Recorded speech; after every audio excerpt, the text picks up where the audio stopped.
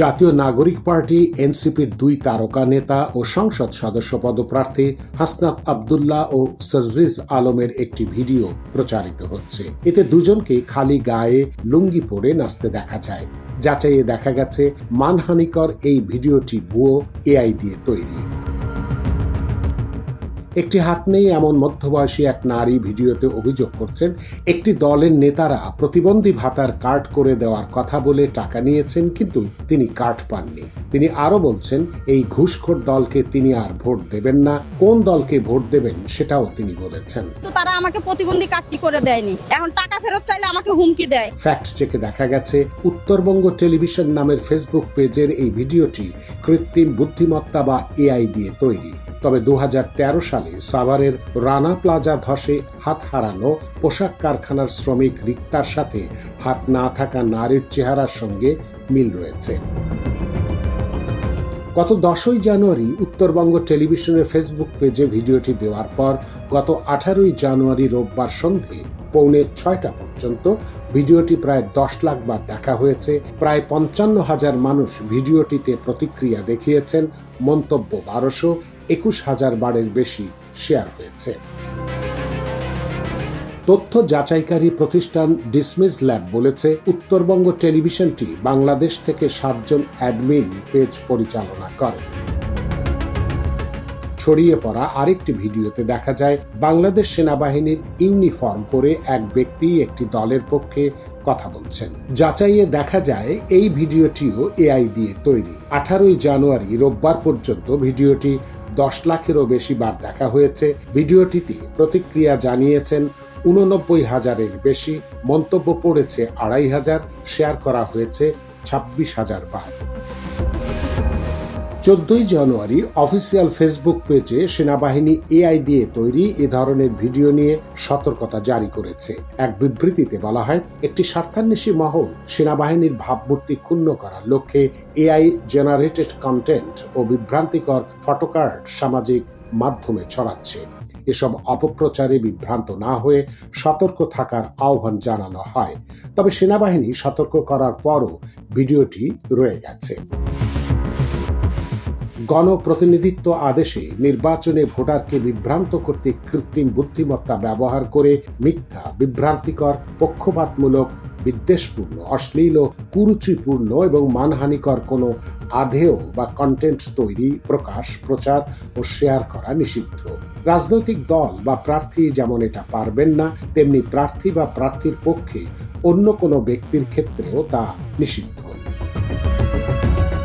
তারপরেও এই নিষিদ্ধ প্রচার নির্বিঘ্নে চলছে। কোনো ক্ষেত্রে কোনো দলের পক্ষে এআই দিয়ে তৈরি সেনা কর্মকর্তার ভিডিও ছেড়ে কোনো দলকে ভোট দেওয়ার কথা বলা হচ্ছে। কোনো ক্ষেত্রে বিকিনি পরা নারী বলছেন তিনি একটি দলকে ভোট দেবেন যেটি ইসলামপন্থী দল।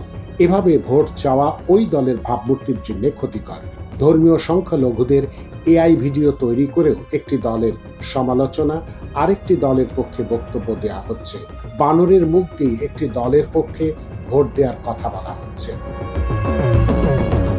কত ভিডিও ছড়িয়েছে, সেগুলো কত মানুষ দেখেছে, কত শতাংশ মানুষ এসব ভিডিও বিশ্বাস করেছে তার কোনো হিসেব নেই। এ নিয়ে কোনো গবেষণা নেই। তবে ভিডিওগুলোর ভিউ হাজার হাজার। এ থেকে ধারণা করা যায় ভুয়া এই ভিডিওগুলোর দর্শক বহু মানুষ। বাংলাদেশ টেলিযোগাযোগ নিয়ন্ত্রণ কমিশন বিটিআরসির তথ্য অনুযায়ী দেশে ইন্টারনেট গ্রাহকের সংখ্যা প্রায় 12,99,00,000। হ্যাশমেটা নামের একটি ওয়েবসাইটের তথ্য অনুযায়ী বাংলাদেশে ফেসবুক ব্যবহারকারী 4.5 কোটিরও বেশি হতে পারে। টিকটক ব্যবহারকারী 1.5 থেকে 1,80,00,000 হতে পারে। ইউটিউব ব্যবহারকারী হতে পারে 3.5 কোটির মতো।